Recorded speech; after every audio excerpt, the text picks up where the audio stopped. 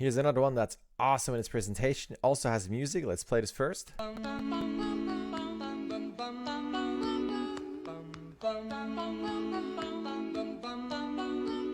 Mr. Simon.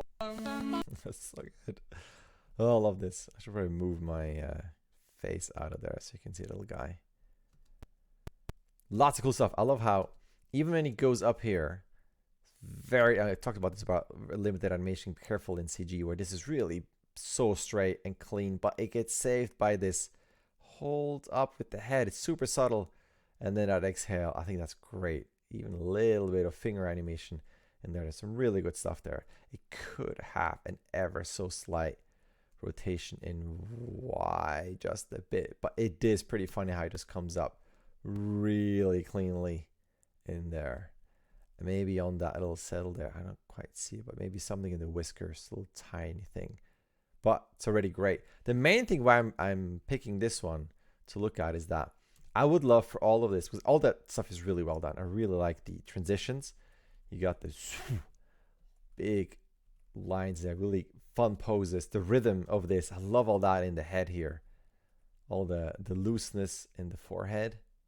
I love how the squash and stretchiness on the little bounce on the carrot. I think it's great too.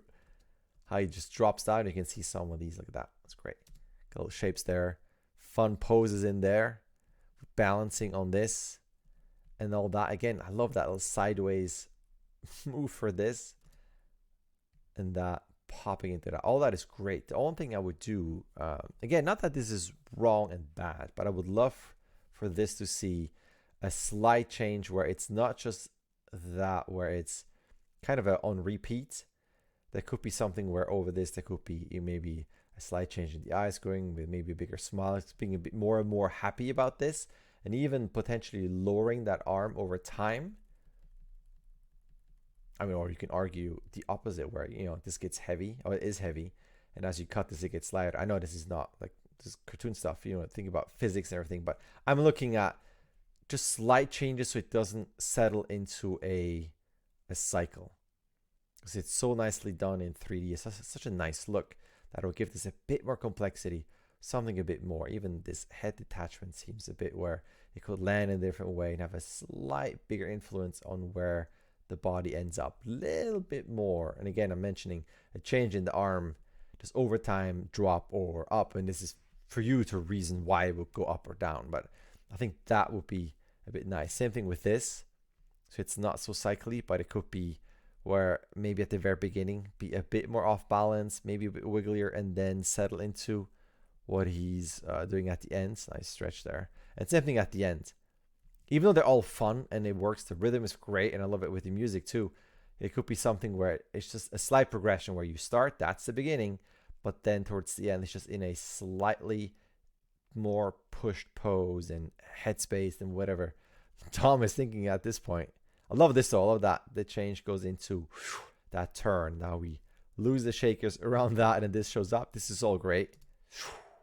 And even that has a slight keep alive repeat there where I'll just tweak this a little bit. It could even go be up, and then on that breathing, on that down, one more little squeeze on the eyebrows, a little widening of the mouth, just a tad.